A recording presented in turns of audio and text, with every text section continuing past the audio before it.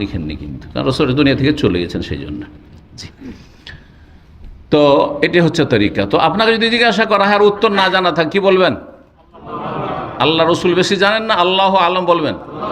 আল্লাহ বেশি জানেন, আল্লাহ বেশি, যে কথা বলবেন। তো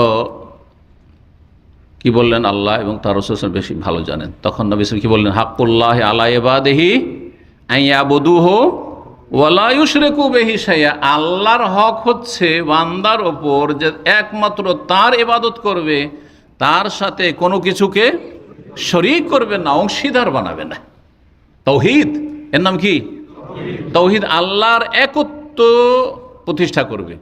আল্লাহ একত্ব প্রতিষ্ঠার সাথে তাওহীদের সাথে ইবাদতবন্দি করবে, অর্থাৎ একমাত্র আল্লাহর ইবাদত করবে, আর কারো ইবাদত করবে না বা কারো ইবাদতেও কি শরীক করবে না। আইয়াবুদুহু ওয়া লা ইউশরিকু বিহি শাইআ, দুটো দিক কিন্তু।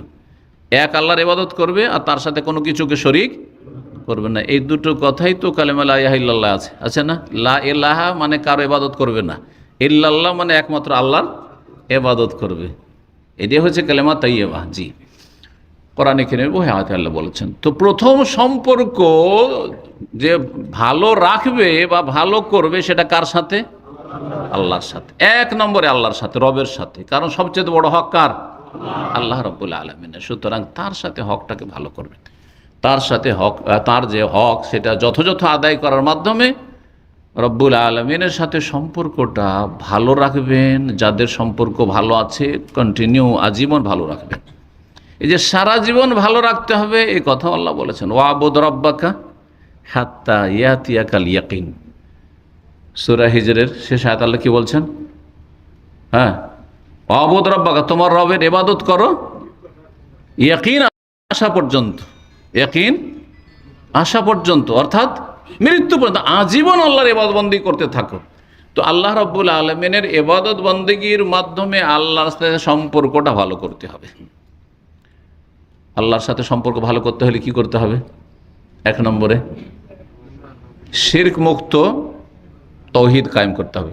শিরক মুক্ত তাওহীদ কায়েম করতে হবে। সুতরাং আপনাদের আকীদায়, ইবাদতে, আমলে যদি এ কথা থাকে যে আল্লাহ ছাড়া কেউ দাতা, আল্লাহ ছাড়া কেউ রোগ ভালো করতে পারে, ছেলে মেয়ে দিতে পারে, মনের কামনা বাসনা পূরণ করতে পারে, শাহজালালে গেলে কিছু পাওয়া যায়, আট রশিদে গেলে কিছু পাওয়া যায়, খাজা বাবার দরবারে গেলে কিছু পাওয়া যায়, ওলি আউলিয়া গস কুতুবরা দিতে পারে, তাহলে আপনার আল্লাহর সাথে সম্পর্ক ছিন্ন। কার সাথে সম্পর্ক করেছেন? আল্লাহর সম্পর্কটা ওই মৃতদের সাথে করে ফেলেছেন। যেই সম্পর্কটা আল্লাহর সাথে হওয়া উচিত চলে, সেটা কার সাথে হয়ে গেছে? গায়রুল্লাহর সাথে। আপনার চাইতে অসহায়, আরে আপনি তো বেঁচে আছেন, কথা বলতে পারছেন, চলতে পারছেন, ফিরতে পারছেন, গোসল করতে পারছেন, আর যার সাথে সম্পর্ক কায়েম করেছেন সে নিজে গোসল করতে পারেনি, মরার পরে তাকে গোসল দিতে হয়েছে। সে কাপড় পরতে পারেনি, তাকে কাপড় পরাইতে হয়েছে। সে তার যে শোয়ার জায়গা কবর, তাতে নামতে পারেনি, আপনাকে বললে তো নামতে পারবেন আপনি, তাই না? সে নামতে পারে, তাকে নামানো হয়েছে। সে খাটে নিজে শুইতে পারে, তাকে শোয়ানো হয়েছে, খাট থেকে নামানো হয়েছে।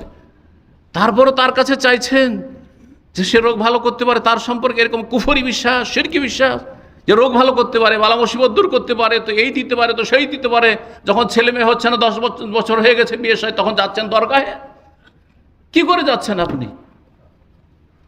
তার চাইতে বেশি তো আপনি দিতে পারেন। যাওয়ার ক্ষমতা হলে আপনি জীবিত, আপনি সহযোগিতা করতে পারবেন যদি ক্ষমতা থাকে আপনার। আপনার ক্ষমতা নেই, আমার ক্ষমতা নেই, জীবিত, তাহলে মৃতর কি ক্ষমতা আছে? আমওয়াতুন গায়রু আহিয়া, আল্লাহ বলছেন ওরা তো মারা গেছে, ওরা জীবিত না। ওমা ইয়াশউরুনা আইয়ানা ইউবাসুন, আরে জানেও না যে কখন উঠানো হবে, তাদের খবরই নেই যে কখন কিয়ামত হবে। ডাকছো এটাও জানে না। ওয়াহুম আন দুআইহিম গাফিলুন, আল্লাহ বলছে যে ও যে ডাকছো ইয়া গাউস ইয়া খাজা, সেটাও খবর রাখে না। সুতরাং আল্লাহর সাথে সম্পর্ক বহাল রাখলে কি করতে হবে? শিরক মুক্ত হইতে হবে, দুর্গা মুক্ত হইতে হবে, দরগা মুক্ত হইতে হবে। খালি আপনি দুর্গা ছাড়বেন, পুতুল পূজা, প্রতিমা পূজা ছাড়বেন হিন্দুদের, আর আপনি এক শ্রেণীর মুসলিম যারা শিরককারী তাদের মাজার পূজা ছাড়বেন না, আল্লাহর সাথে সম্পর্ক নেই আপনার। আল্লাহর সাথে সম্পর্ক বহাল রাখুন। বিশ্বের সমস্ত মুসলিমদেরকে বলবো যে আল্লাহর সাথে সম্পর্ক বহাল রাখলে শিরক মুক্ত সহি আকীদা হইতে হবে। এবং অমুসলিমদেরকে বলবো যে আল্লাহর সাথে রব তিনি আমাদের সৃষ্টিকর্তা শুধু না, সমস্ত মানুষের সৃষ্টিকর্তা, সমস্ত মাখলুকাতের সৃষ্টিকর্তা। তার সাথে সম্পর্ককে বহাল করুন, সম্পর্ক কায়েম করুন, স্থাপন করুন। আল্লাহ যেন প্রতিটি মানুষকে আল্লাহ তৌফিক দান করেন। কারণ সমস্ত মানুষকে আল্লাহ সম্বোধন করে বলেছে ইয়া আইয়ুহান নাস, হে মানব সকল। এ কথা না আইয়ুহাল মুসলিমুন খালি বলেননি, কি বলেছেন? ইয়া আইয়ুহান নাস। আপনারা হয়তো কোনোদিন চিন্তা করেননি, যারা একটু করে তর্জমা, অন্তত কোরআনের তর্জমা পড়ে, আর না হলে কোরআনের তর্জমা আছে কিন্তু পাবেন এগুলোতে, আর মসজিদও রাখা আছে। বাংলা কোরআনের তর্জমা নিয়ে পড়বেন। প্রথম যেটা আল্লাহর পক্ষ থেকে সম্বোধন, সূরা ফাতিহা গেল, আর সূরা ফাতিহার পরে কোন সূরা শুরু হইল? সূরা বাকারা শুরু হলো। সূরা বাকারা শুরু হয়ে কয়েকটা আয়াত যাওয়ার পরে প্রথম সম্বোধন আছে, কি বলে? ইয়া আইয়ুহাল্লাযীনা আমানু, না ইয়া আইয়ুহান নাস? ইয়া আইয়ুহান নাস, ইয়া আইয়ুহান নাস, হে মানব সকল, উবুদু রাব্বাকুম, তোমাদের রবের ইবাদতবন্দি করো, তোমাদের রবের ইবাদতবন্দি করো। মুসলিম অমুসলিম প্রতিটি মানুষকে আল্লাহ সম্বোধন করেছেন।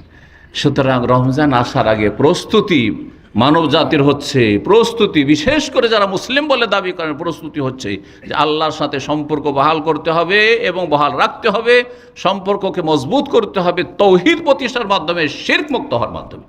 তাবিজ তোমার কারো গায়ে যদি থাকে, কারো বাড়িতে থাকে, গাড়িতে থাকে, তাবিজ থেকে মুক্ত হইতে হবে, বালা থেকে মুক্ত হইতে হবে, তাগা থেকে মুক্ত হইতে হবে, গায়রুল্লাহর কসম করা থেকে মুক্ত হইতে হবে, লোক দেখানো কাজ থেকে মুক্ত হবে, যত রকমের বড় শিরক ছোট শিরক সবগুলি থেকে মুক্ত হইতে হবে। এর মাধ্যমে আল্লাহর সাথে সম্পর্ক সুন্দর করতে হবে, সম্পর্ক ভালো করতে হবে বলেছি, কিন্তু মনে রাখবেন 2 নম্বর পদক্ষেপ, আপনি যে মুসলিম এর প্রমাণ কি? মুসলিমের প্রথম প্রমাণ কি? সালাত। মুসলিমের পরিচয় হচ্ছে সালাত। মুসলিম আর অমুসলিমে পার্থক্যকারী কি? যদি বলে যে কালেমা, তো কালেমার বিশ্বাস তো এখানে আছে, কালেমা তো বুকের লেভেলে ঘুরেন না, না ঘুরছেন রাস্তাতে? হ্যাঁ, অন্তরে আছে, অন্তরে কালেমার প্রতি বিশ্বাস আছে আপনার, লা ইলাহা ইল্লাল্লাহ বিশ্বাস আছে, মুহাম্মদুর রাসূলুল্লাহ বিশ্বাস আছে, আপনি এর শাহাদাত দিয়েছেন, এটা জন্মসূত্রে পেয়েছেন অথবা দিয়েছেন, সবসময় তার দেওয়া লাগে না, তাই না? তাহলে রাস্তাঘাটে চলতে ফিরতে মুসলিম আর অমুসলিমে কি করে চেনা যাবে? এই 5 ওয়াক্ত যখন আজান হবে ওই সময় চিহ্নিত হয়ে যাবে। আজান হইলে অমুসলিম ঘরে ঢুকবে, আর মুসলিম কোথায় ঢুকবে? মসজিদমুখী হবে। আজান হইলে শয়তান আজানের আওয়াজ যেদিক থেকে আসে ওই দিক থেকে উল্টো দিকে পালায়, পক্ষান্তরে মুসলিম যে হবে সে যেদিক থেকে আজান আসছে সেই দিকে পালাবে, সেদিকে ছুটবে, যে তাড়াতাড়ি যাই মসজিদে জামাত ধরতে হবে, ঠিক কিনা? চিন্তা করুন। তাহলে এর মাধ্যমে আপনি পরিচয় দিলেন যে আপনি মুসলিম। সুতরাং আল্লাহর সাথে সুসম্পর্ক বহাল রাখতে হলে 5 ওয়াক্ত সালাত আদায় করতে হবে, নামাজি হইতে হবে। যেসব ভাইরা আধা নামাজি তাদেরকে আমি অনুরোধ করব, আমার গরজে না আপনাদের গরজে, আল্লাহর গরজে না বান্দার গরজে, আপনার গরজে। হয়তো আপনি হেদায়েত হলে ওর একটা ভাগ করে আল্লাহ স্পেশাল আমাকে দেবেন, আর হেদায়েত যদি নাও হন কেউ, আর আমি মেহনত করি, তো মেহনতের ফল অবশ্যই দেবেন, ঠিক কিনা? কিন্তু লাভটা কার? 3 ওয়াক্ত পড়েন, 4 ওয়াক্ত পড়েন, ফজর পড়েন না, আজকে থেকে 5 ওয়াক্ত ধরলেন, লাভ কার? আপনার লাভ, যে আপনার রবের সাথে সম্পর্কটা ভালো হয়ে গেছে। রমজান আসার আগেই, মরার আগেই আল্লাহর সাথে সম্পর্কটা ভালো করে আল্লাহর কাছে গিয়েছেন আপনি। সম্পর্ক আল্লাহর সাথে ভালো কোনো চিন্তা আছে? যিনি জান্নাতের মালিক তার সাথে সম্পর্ক ভালো, যিনি জাহান্নামের মালিক তার সাথে সম্পর্ক ভালো। সুতরাং আমাকে জাহান্নামে দেবেন না তিনি, আর তার সাথে আমার সম্পর্ক ভালো। জি, আল্লাহ যেন বোঝার তৌফিক দান করে। তারপরে অন্য ফরজ আসবে, জাকাত আসবে। যারা পয়সাওয়ালা মানুষ, জাকাত দেওয়ার মাধ্যমে সম্পর্ক ভালো করবেন। রমজান মাসের সিয়াম, রোজা আসছে, সবগুলি রোজা রাখবেন। বাহানা করবেন না যে মেহনতের কাজ, কষ্টের কাজ, হ্যাঁ না, যথাসাধ্য চেষ্টা করবেন।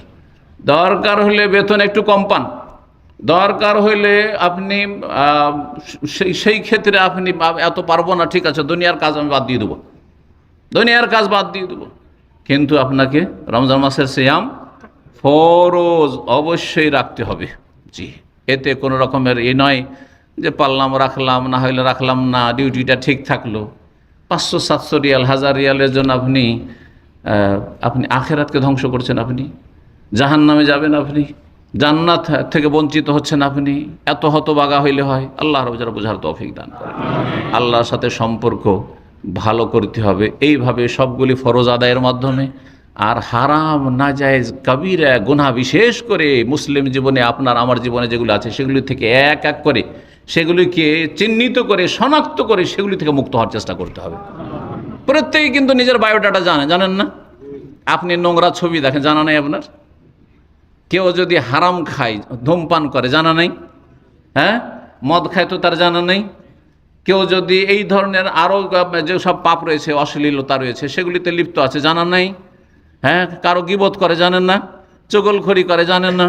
হ্যাঁ, কারো সাথে খারাপ সম্পর্ক রেখেছে, দুশ্মনী করেছে, ক্ষতি করেছে, জানা নেই? হ্যাঁ, কেউ টাকা পাবে, জানা নেই আপনার?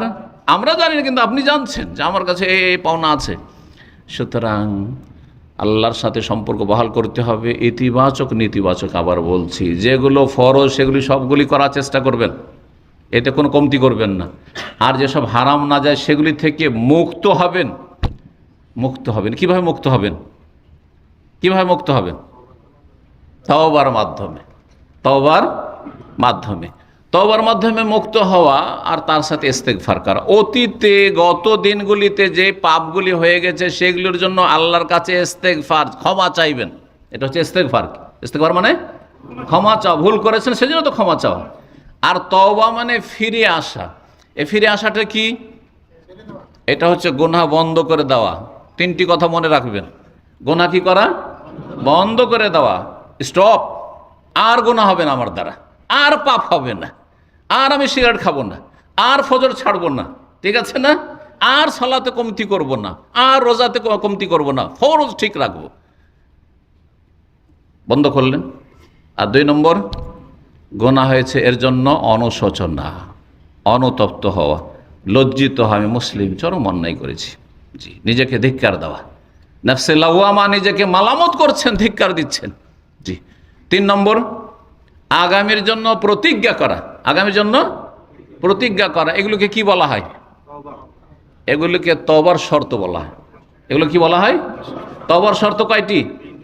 3টি। যদি আল্লাহর হক নষ্ট করেন, সেই ক্ষেত্রে, আল্লাহর হকের ক্ষেত্রে, আল্লাহর হক থেকে ফিরে আসছে, নষ্ট করছিলেন, আর নষ্ট করবো না, তাহলে 3টি শর্ত।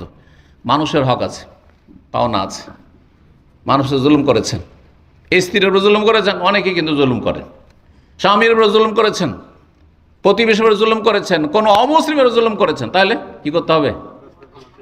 ক্ষমা নেওয়ার হলে ক্ষমা চাইতে হবে। আর যদি পেমেন্ট করার হয় তাহলে পেমেন্ট করতে হবে, পরিশোধ করে। টাকা পাবে আপনার কাছে, আর শুধু তওবা পড়ছেন হবে? ইস্তেগফার পড়ছেন হবে না? মোটে হবে না। সুতরাং এই কথাগুলি যেন মনে থাকে। আশা করি তওবার শর্তগুলি মনে থাকবে ইনশাআল্লাহ তাআলা। আল্লাহর সাথে সম্পর্ক ভালো হয়ে গেল। আল্লাহর পরে কার হক?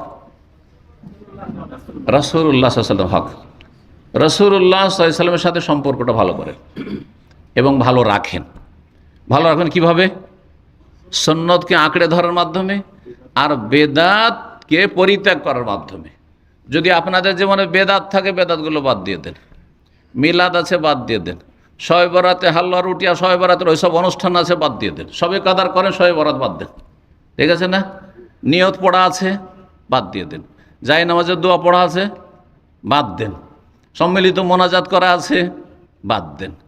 কত বেদাত আছে না দেশে, মরার নামে বেদাত যদি থাকে, ওগুলো বাদ দেন। তো বেদাতকে ত্যাগ করার মাধ্যমে আর সুন্নতকে শক্ত করে ধর, নবীর তরিকায় চলার মাধ্যমে কি করবেন? রাসূলুল্লাহ সাল্লাল্লাহু আলাইহি ওয়াসাল্লামের সাথে সম্পর্ককে বহাল রাখবেন, বা সম্পর্ক স্থাপন করবে যাদের সম্পর্ক খারাপ হয়ে আছে। সম্পর্ক তাহলে অনেকের খারাপ হয়ে আছে। যারা বেদাত করছেন তাদের সম্পর্ক নবীর সাথে খারাপ নেই। কার তরিকায় চলছেন? মিলাদ করছেন নবীর তরিকা, নিয়ত পড়ছেন নবীর তরিকা। তাহলে একটা হাদিসে দেখা, আসেন ঠান্ডা মেজাজে আসেন। আর যদি বলেন আমি নবীর তরিকায় নিয়ত পড়ছি, তাহলে একটা হাদিসে দেখান যে অমুক হাদিস আছে, নাওয়াইতু আন আসুমা গাদান লাকা মিন শাহরি রমাদান, রোজা রাখার নিয়ত। একটি হাদিসে দেখান যে এসার নিয়ত, অমুক হাদিস আছে, নাওয়াইতু আন উসাল্লি লিল্লাহি তাআলা আরবা রাকাতিন সালাতুল ইশায়ে মুতাওয়াজ্জিহা ইলাল কাবাতিশ শরীফাতে, আছে কোথাও? আছে? তো যদি না থাকে তাহলে নবীর তরিকা নাই। আর নবীর তরিকা হলে অবশ্যই হাদিসে থাকবে। নবীর তরিকা থাকলে হাদিসে থাকবে না? তাহলে ক্লিয়ার কথাবার্তা। যখন নেই তো বাদ দেন, আর নবীর তরিকাকে শক্ত করে ধরেন। নবীর তরিকা শিখতে হবে, জানতে হবে, মানতে হবে, আঁকড়ে ধরতে হবে, পালন করতে। আল্লাহ যেন তৌফিক দান করে। নবীর সাথে যদি সম্পর্ক ভালো হয়ে যায়, জান্নাত পাবেন না? পাবেন না? সহিহ বুখারীর হাদিস, কুল্লু উম্মতি ইয়াদখুলুনাল জান্নাহ ইল্লা মান আবা, আমার উম্মতের সবাই জান্নাতে যাবে একমাত্র যে অস্বীকার করবে। একমাত্র যে অস্বীকার করবে। সাহাবীরা বলছে, ইয়া রাসূলুল্লাহ, এটা কেমন কথা হলো? কে আবার জান্নাত যেতে অস্বীকার করবে? যাবো না জান্নাতে। কিলা মান আবা ইয়া রাসূলুল্লাহ, কালা মান আতাআনি দাখালাল জান্নাহ, যে আমাকে মানলো সে জান্নাতে গেল। আর যে অমান আসানি, আমার নাফরমানি করলো, বিরুদ্ধাচরণ করলো, আমার বিরুদ্ধে চললো, উল্টো দিকে চললো, অন্য তরিকায় চললো, চিশতিয়া তরিকা, কথা বোঝা গেছে? নকশবন্দি তরিকা, অমোক তরিকা, নবীর তরিকা না অন্য তরিকার মুরিদ তারা, তাহলে ফাকাদ আবা, জান্নাতে যেতে কি করলো? অস্বীকার করলো। আশা করি বুঝতে পেরেছেন। তো আল্লাহর পরে কার সাথে সম্পর্ক ভালো করতে হবে? রাসূলুল্লাহ সাল্লাল্লাহু আলাইহি ওয়াসাল্লামের সাথে সম্পর্ক ভালো করতে। যদি রসুলের সাথে সম্পর্ক ভালো করেন তো রাসূলুল্লাহ সাল্লাল্লাহু আলাইহি ওয়াসাল্লামের সাথে জান্নাতে যেতে পারবেন। রাসূলুল্লাহ সাল্লাল্লাহু আলাইহি ওয়াসাল্লামের শাফাত পাবেন, সুপারিশ পাবেন। রাসূলুল্লাহ হওজে কাউসারের পানি পাবেন। পাবেন না? পাবেন না? জি হ্যাঁ। 3 নম্বরে কার হক বলবেন? পিতামাতার। আল্লাহ রাব্বুল আলামিন কোরআনে কারীমের কয়েক আয়াতে আল্লাহর হকের পরেই বাপ মায়ের হকের কথা বলেছেন। তো নবীর হক কেন বলেননি? তো যদি কেউ প্রশ্ন করে, তো 2 নম্বর তো আমরা নবীর হক বললাম, তো আল্লাহর পর নবীর হক কেন বললেননি? বাপ মায়ের কথা কেন বলেছেন? এই জন্যই যে আল্লাহর হকের মধ্যেই নবীর হক শামিল আছে। কারণ নবীর হক আদায় করা ছাড়া আল্লাহর হক আদায় হয় না। নবী সাল্লাল্লাহু আলাইহি ওয়াসাল্লামের হক আদায় করা ছাড়া আল্লাহর হক আদায় হয় না। কেন? কারণ ইবাদতের 2টো দিক আছে।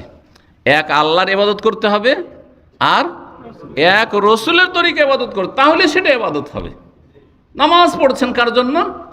আল্লাহর জন্য, কিন্তু তরিকা নবীর না, কবুল হবে? রোজা রাখছেন রমজান মাসের, আল্লাহর জন্য রোজা রাখছি, কিন্তু নবীর তরিকায় নেই, কবুল হবে? এই জন্য আল্লাহর হকের মধ্যেই রাসূলুল্লাহ সাল্লাল্লাহু আলাইহি ওয়াসাল্লামের হক শামিল আছে, আলাদা করে বলার কোনো প্রয়োজন করে না। সূরা নিসাতে আল্লাহ রাব্বুল আলামিন ইরশাদ করেছেন, মান ইউতিইর রাসূল ফাকাদ আতা আল্লাহ, যে রাসূল সাল্লাল্লাহু আলাইহি ওয়াসাল্লামের আনুগত্য করলো, যে রাসূলুল্লাহ সাল্লাল্লাহু আলাইহি ওয়াসাল্লাম মানলো, সে আল্লাহকে মানলো। সে কি করলো? আল্লাহকেই মানলো।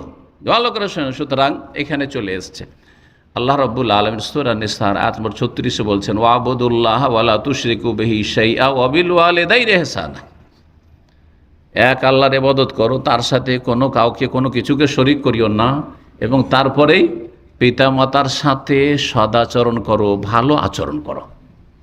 আল্লাহ বলছেন সূরা বনী ইসরাঈলে, ওয়া কাযা রাব্বুকা আল্লা তা'বুদু ইল্লা ইয়াহু ওয়া বিল ওয়ালিদাইনি ইহসানা, আল্লাহর ইবাদত করো একমাত্র, তারপরে পিতামাতার সাথে ইহসান করো, সদ্ব্যবহার করো। জি, সুতরাং আমাদের যে বললাম যে রমজানের পরিস্থিতিতে কি করতে হবে?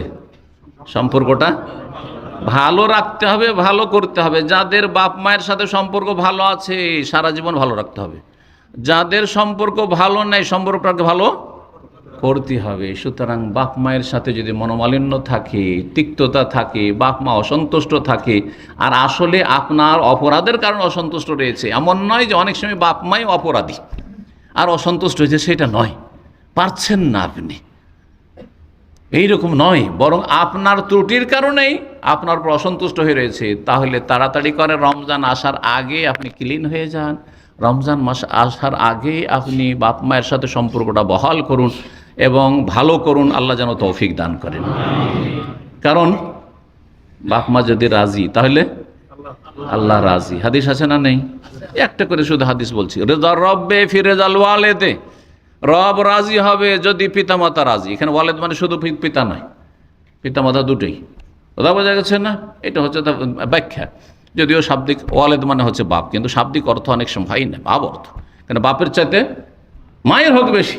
হ্যাঁ, যদিও নেতৃত্বের ক্ষেত্রে বাপের হক বেশি, এটা অনেকে বুঝে না। নেতৃত্বের ক্ষেত্রে বাপের হক বেশি। নেতৃত্বের মাসলা যদি আসে তখন বাপ বলছে যে মাদ্রাসায় পড়তে হয়, মা বলছেন না স্কুলে পড়তে হয়, কোনটা শুনবেন?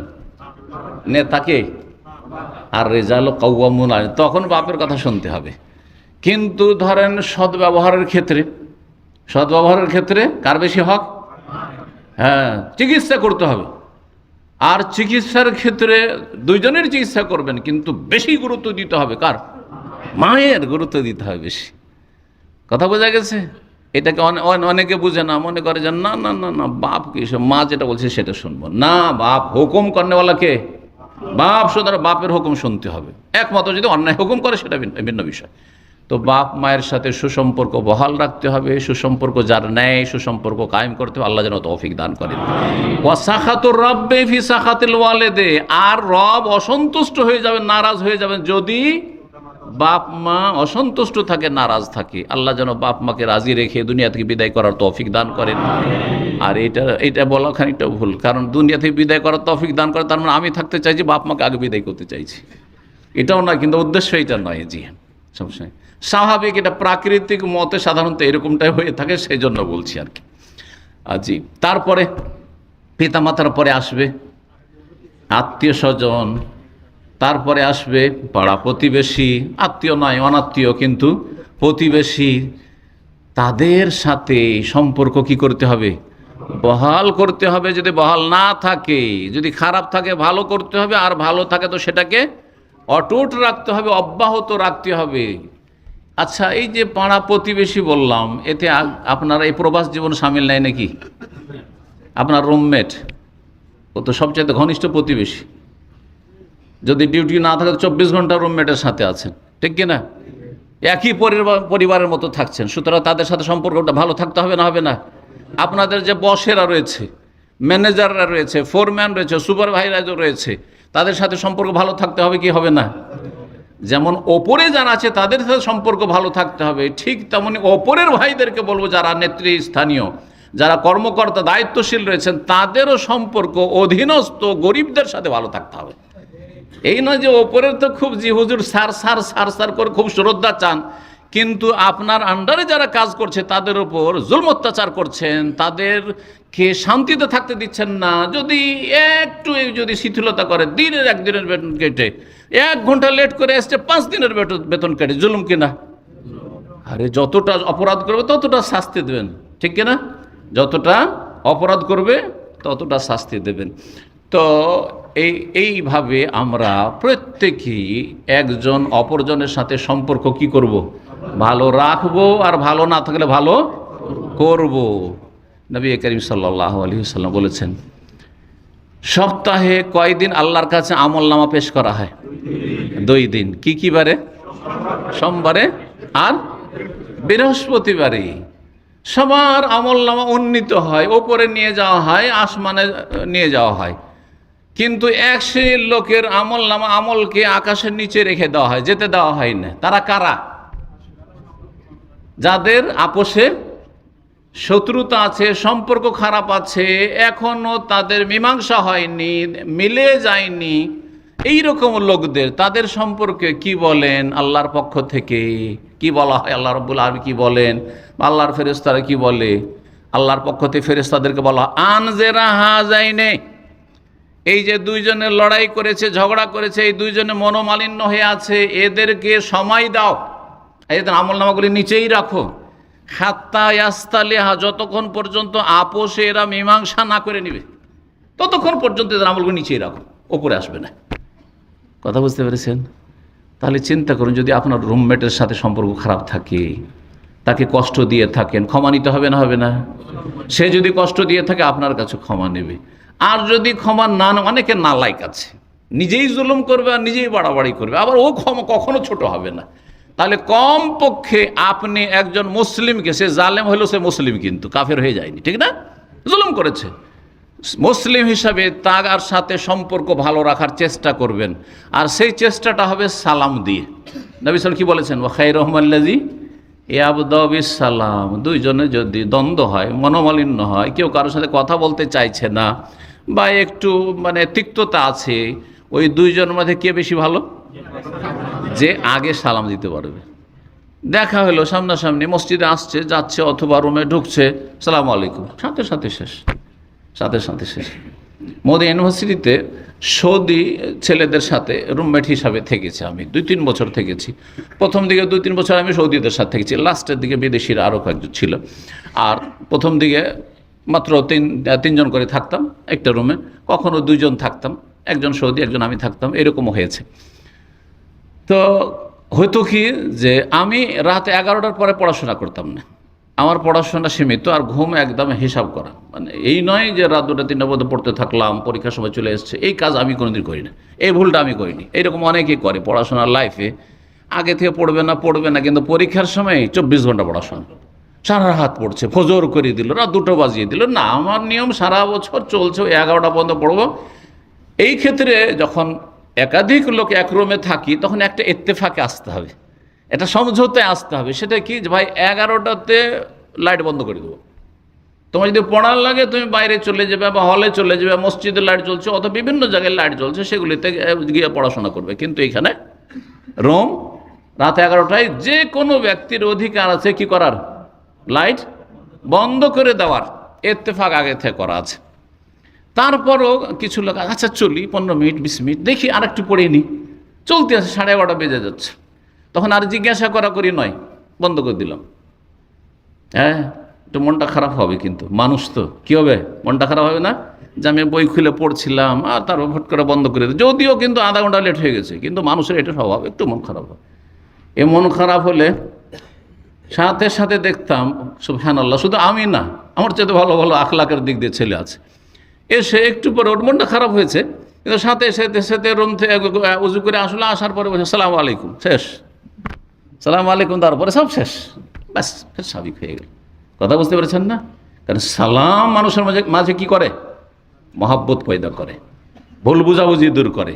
সেই জন্য সালাম দেওয়ার চেষ্টা, জালেম যদি জুলুমও করে রুমমেট, তারপরে কি করবেন, সালাম দেবেন। প্রতিবেশীদেরকে কখনো কষ্ট দেবেন না, উপকার করতে পারলে করবেন, না হলে কমপক্ষে আপনার অনিষ্ট থেকে, অপকার থেকে, ক্ষতি থেকে বাঁচিয়ে রাখবেন তাদের, আপনার দ্বারা যেন কোনো ক্ষতি তার না হয়। আমি আমার সাথে যারা থেকেছে, কলিগ থেকেছে এবং যাদের সাথে আমি উঠা বসা করেছি, তাদেরকে একটা কথা আমি আগে বলে দিই যে ভাই, আমার দ্বারা যদি আপনার উপকার নাও হয় তো অন্তত এটা নিশ্চিত যে আমি আপনার ক্ষতি করব না, আমার দ্বারা কোনো ক্ষতি হবে না, এটা আমার অভ্যাস নেই। আপনার ত্রুটি থাকলে আপনার রব আপনার হিসাব নেবে, আপনার যদি কোনো দোষ ত্রুটি থাকে আল্লাহ 2-4 দিন ছাড়বেন, তারপর আল্লাহ ধরবেন, কিন্তু আমি আপনার ক্ষতি করব কাউকে বললে, হ্যাঁ, এটা আমার স্বভাব না, এটা ছোট কাজ মনে করি, আমি এই কাজ করি না।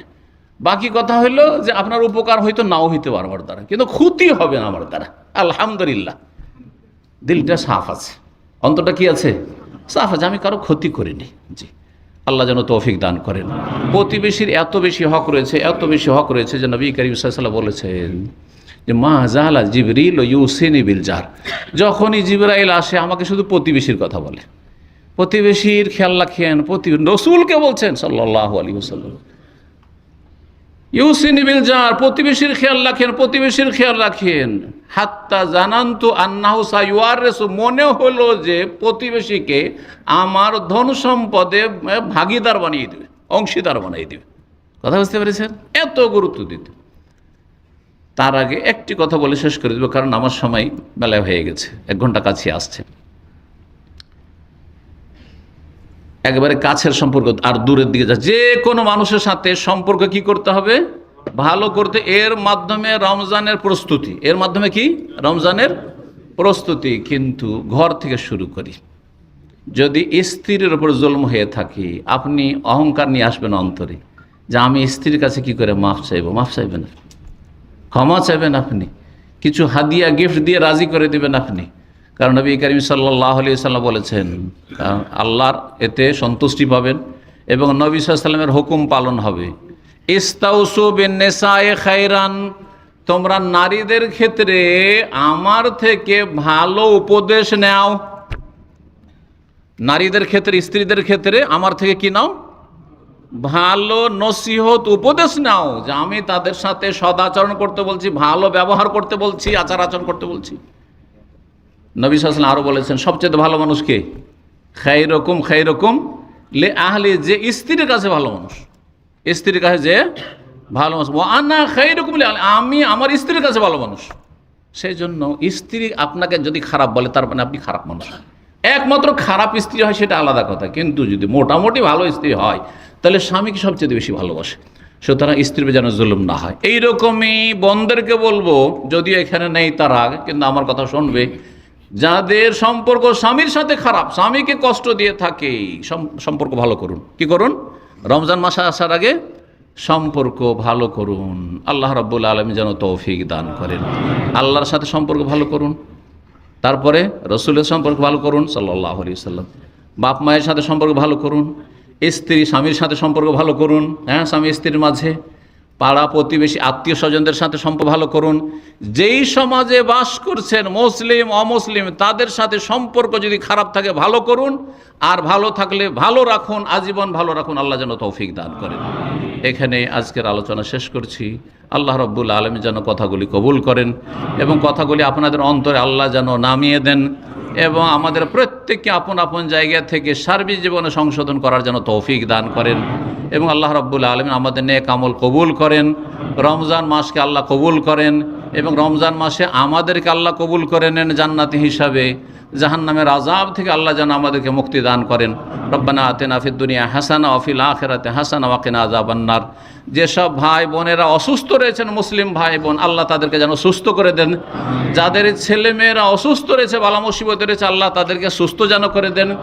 যারা যে কোনো রকমের পেরেশানিতে রয়েছে, শারীরিক মানসিক পারিবারিক পেরেশানিতে রয়েছে, আর্থিক কষ্টে রয়েছে, আল্লাহ যেন পেরেশানি বালা মুসিবতগুলিকে দূর করে দেন এবং আল্লাহ রাব্বুল আলামিন যেন আমাদের জীবনের প্রতিটি ক্ষেত্রে বরকত দান করেন এবং আল্লাহ রাব্বুল আলামিন বালা মুসিবত থেকে যেন সারা জীবন হেফাজতে রাখেন, ঈমানের অবস্থায় রাখেন, ইসলামের অবস্থা রাখেন এবং আল্লাহ রাব্বুল আলামিন আমাদেরকে যেন নিরাপদ জান্নাত পর্যন্ত পৌঁছার তৌফিক দান করেন।